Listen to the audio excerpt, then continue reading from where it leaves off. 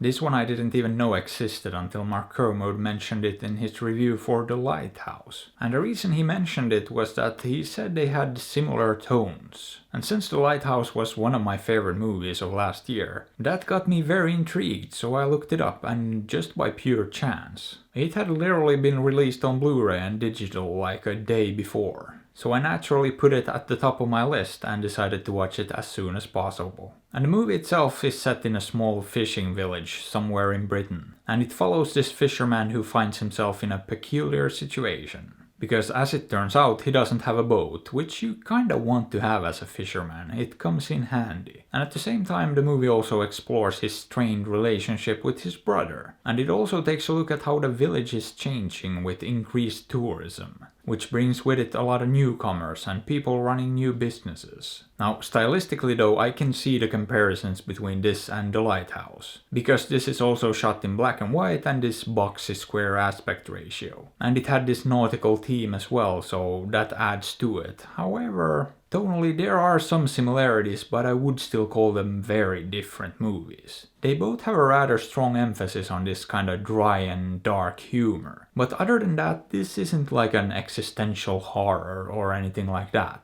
This is a lot more plot driven too, and less character driven, I guess. Although the characters here are well written and distinct too. But yeah, my point is this. These are two very different movies and they both do their own thing. And this one visually is nowhere near as stunning or well made from a visual and aesthetic point of view. Actually, one of the first thoughts that came to mind when I started watching this is that it looked and felt like a student film, something a film student might think is artsy. And I don't really mean that as an insult, but it felt very low budget and like it was trying a bit too hard. Also, the sound, which is very clearly recorded separately, only worked to strengthen that impression. And my first impression of the dialogue too was that it wasn't this movie's strong suit either. However, to this movie's credit, the further into it we got, the more it started winning me over. And I started seeing what it was actually trying to do, and it was doing exactly what it set out to do. Even the dialogue started growing on me, and I actually started loving it at some point. It has this very blunt charm to it, and it's actually pretty funny too when you really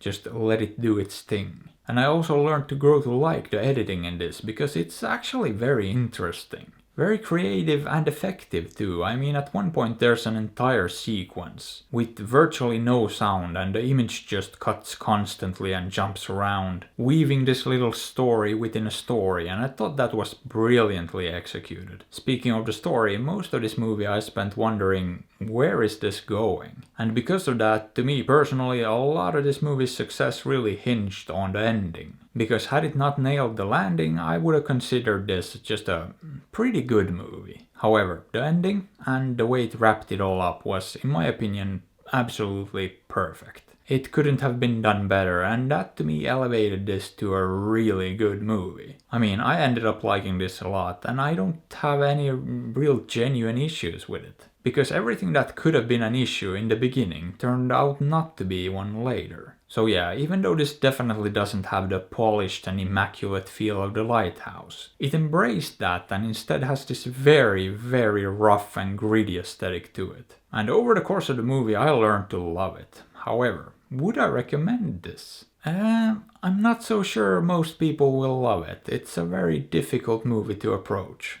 And you really gotta let it do its thing and have some patience with it. But I would say that if you like experimental cinema or just want to see something different, then this is absolutely worth giving a shot. Or you could not do that. After all, I'm not your dad. But hey, what are your thoughts on this? Have you seen it? Did you like it? Let me know. And if you enjoyed the video, maybe give it a thumbs up or sub to the channel, because that would be fantastic. And if you'd like, you can also support me on Patreon or PayPal through the links in the description. And as always, I appreciate you and thanks for watching.